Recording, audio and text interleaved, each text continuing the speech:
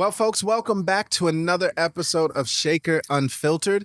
We are bringing you conversations from our people, our partners, our clients, and we are live at the Vision Lab at RecFest 2025. I have a industry jewel with me today.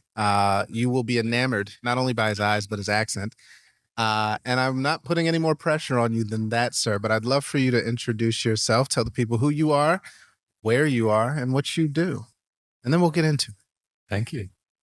Thank you. That's an amazing introduction. I tried as well. I tried. So Mark Smith, where I am right now, obviously in this beautiful place, sitting with you in this great booth. But where I live is Minnesota. I live in a place called Stillwater. I work for Medtronic. I'm the vice president of global TA for this wonderful organization. I've been there nearly 2 years, and I'm privileged to be here with you, John. Likewise, my friend. Look, we share a common birthday month and zodiac sign, and we both suffer from being visionaries. But that's helpful in the work that we do. I'd love to know how you got into this crazy space of talent, of employer brand, of recruiting. Where'd you get your start? Where'd you build your chops? It was post-university, England, High Street, what Americans would call downtown. I was in the High Street of Leicester, and it was a moment where I walked into a deco, and they said, I was like, I want a job. I was very young, very naive. Pounding the pavement. I was. Yeah, look at that. I went to one agency before called Blue Arrow that I don't think exists, but I went to a deco, and I had two opportunities. They said, hey, you can work for us. It was £4.50 an hour, or you can work on this temp job at Otis Elevators, which is £5 an hour. Now, I wanted to say £5 an hour because I want more money, but she was there. She was saying you can work for me at Deco. So there was this instant situation of like, if I turn her down, this is going to be awkward. So I was actually really selfless in that moment. But to sacrifice that 50 pence an hour led to a really wonderful career. So I could have been maybe, I don't know, an Otis lifts elevator guy, but that's where it started. And then what's kept me in for that was 2002 rather. Okay. So that was like September 2002. Okay. And now it's been just over 23 years in TA. What's kept me is it's the solution. It's the obsession with designing, deploying, improving new solutions, and that's what's kept me. And it's thinking, as you say, futuristic is my number one strength and thing. And I've always wanted to do things differently, like whatever it is, cleaning my teeth or washing my hair, even making stroganoff. Like how can I tweak this to be better? The best recipe or the best, clean teeth I can get. Sure, yeah. Which is difficult as a Brit. Oddly specific, by the way. Yeah. No, I love that. And there's no shortage of things to improve in this space. I mean, it's never like, I think we're good. We'll stay here. It's always evolving. So that's helpful. And I love that you had to make a decision. Do I chase the money or do I see the opportunity long term? And we don't have the foresight at that point that this is going to be that defining moment, but connecting that dot backwards is amazing. I'd love to know and hear your perspective on what you've seen that evolution be, right? Where you've been able to make impact and advance and move things forward. Has it been technology? Has it been more people-centered? Is it organizationally? Yeah. Where have you seen those improvements and advances? Yeah, I mean, I think I start off with probably the people is there's definitely increasing alignment to technology in the last 5-10 years. There's been such a shift. I mean, I was in TA in that period when print advertising, print recruitment marketing was the norm. Job boards were still kicking off. Not everyone had an internet or an email. So I've been through a lot of changes, but through my time, especially as a leader, it's been the people, making sure, it's some very cliche comments, but surrounding yourself by people that are not just aligned and sycophantically aligned to your vision and purpose, but are actually going to be providing attention to that, like a really beautiful, difficult tension of debate and discussion, pragmatism, not anti. We've got to get purpose and process moving together in harmony. But yeah, I think that what's helped me is I think I've elevated the standard of people I've been hiring and engaging with, and I've been fortunate to inherit in other organizations some really good people. So I think it's definitely people, and it has been a people-based role because you're dealing with hiring managers and candidates, and you have a team. The recent addition is technologies and the automation opportunities. I was going to create a new word then. Yeah, the automation opportunities that are created with, especially AI. Sure. But good coding that will allow us to, I hope, create more capacity for recruiters to be. And I said this a few, I'm going to get this on air, but I think TA will remain the same, but the A will be swapped out for architecture, not acquisition. So talent acquisition will be replaced by talent architecture. The recruiters will become talent architects. That's where I see the future, is where recruiters, I'm going to riff on a little bit more here while you're enjoying this show. This is good. This is good. We're already at the end part where I'm asking for your 5-year vision on this. But no, that's futuristic, man. That is. We got to live there. Wait for the world to catch up. Yeah, that's fascinating, and I think I'm pretty sure you're going to be right on that, because the acquisition isn't the work anymore, right? There's no shortage of people who need a job. If you hire people, and I don't think we're not acquiring anything, right? Like even like human resources, I think needs to be reimagined, right? But in the talent space, where it's attraction, where it's engagement, where it's architecture, where it's experience, I think there has to be a shift towards really getting it right for who you are, not by like the measures of your competitor or other industries. Because I think there was a period there where everybody wanted to be like Google. How do we make our offices more fun, right? But you're not a fun company. That's not in your DNA. Yeah. How have you balanced? Because I know, Medtronic in the med tech space is doing groundbreaking work all over the world. How do you infuse sort of this energy of personality, of culture, of purpose and vision into the storytelling that you're doing to differentiate and stand out? Yeah, we're actually planning. I've got a good live example of that. I'm working with my team to plan our next GTA, Global Talent Acquisition Town Hall. Currently acquisition. That will change. Architecture and training. Yeah. It's there for the future.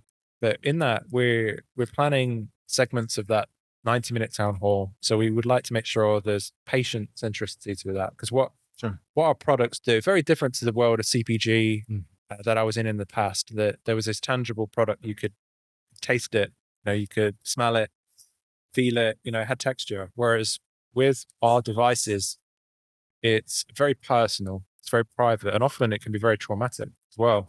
But the purpose of what we do to help the lives of patients is so powerful that it does create this steam and this engine in the engine of people working there. And however, when you're not either building the product or selling the product, and you're in a corporate function like HR, and it's the same for finance, procurement, legal, I think a lot of the times, in that you're so distant.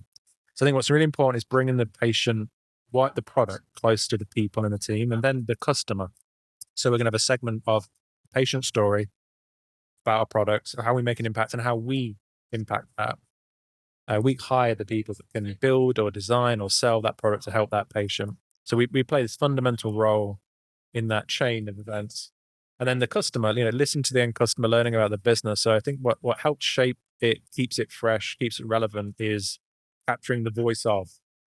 And even another live event is I'm working with my team to schedule Voice of Recruiter. So we have over 100 recruiters globally. I'd like to listen to each and every one of them. It'll probably be not individual, not as personal as this, but it'll be in groups of 6 to 8 people, but listening to the truth. I think finding, so we implemented Workday. How's it going though? How's it really going? And I think that be honest. Yeah. Get into the truth is, I think where that come from for me is probably having a father that was in the police. He was looking for the facts, the details, the truth. That's right. And that that I think has been stored within me somewhere. So I'm really and the humility. One of my I have my own mini affirmations. Check yourself. Do you want to know my check? Please, I'd love to hear you. Civility, Okay. humility, empathy, composure, and kindness. So that is how I try and lead. And that's quite recent. I think in a world where there's so much more polarization and quick to judge, and a lack of critical thinking skills because of media and because of digitalization of stuff, and this unwillingness. But I think I've sometimes been pulled into that. So that's I think going back to your question and why I mentioned that affirmation, that check is important to drive. I think the second letter, humility. So that's powerful. And if I could steer us in a direction more into the personal. You have a tremendous story of resilience, recovery, triumph over adversity, to say the least. And I know you'll be speaking about that soon, but if you don't mind sharing with the folks what's happened to you from the patient side recently. So last August 2024, we just moved into our new home. It was a wonderful warm day in August, and I was helping my wife in the yard and putting branches and from trees so we could have a better view of Wisconsin in the distance. And on the last branch, the last tree, I moved the ladder. I think this must have been tree 15. And I went up high. I was on the top of the ladder. So it's I hadn't secured the ladder. So all these things, you will know what happened. But I was 9 foot up with my foot and my head. I'm 6'1", 6'2"-ish. That I then fell. The ladder veered to the right, and I had a flow state experience. Everything's slow-mo. And I've been reading a lot about this and how your brain changes to adapt to a situation. You hear about people in combat where it's life or death, that they can almost see the bullet. And in that moment, I saw the tree. I actually went to bear hug it.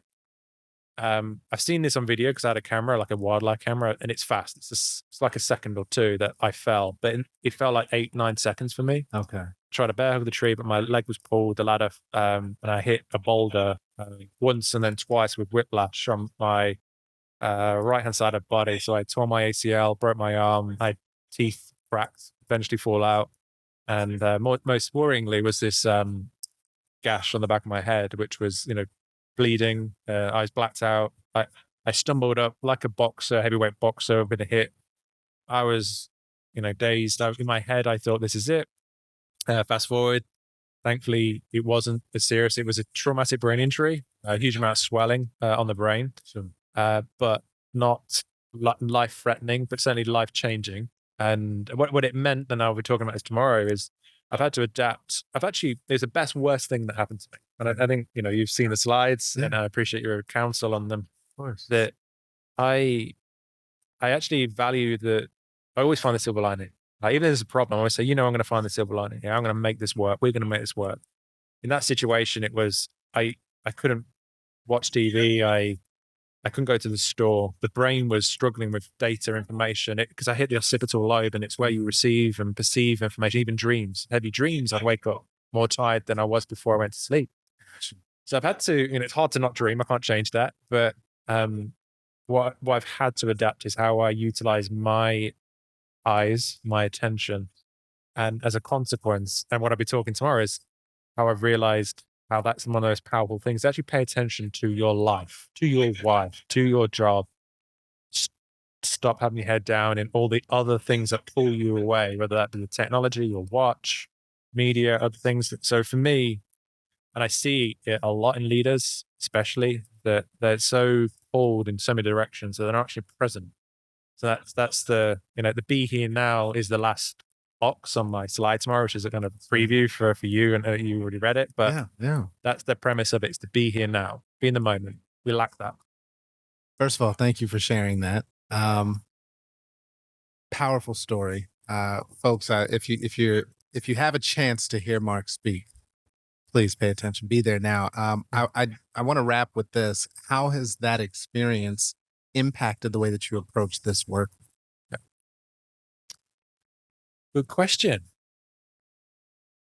Yeah, I'd say the work of TA is it's reaffirmed to focus on what matters most. So really purify it down.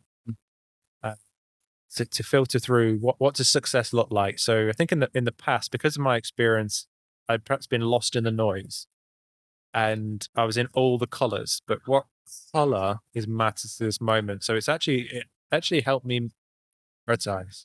Find that color and find the truth, and that's why, as I mentioned, like more listening.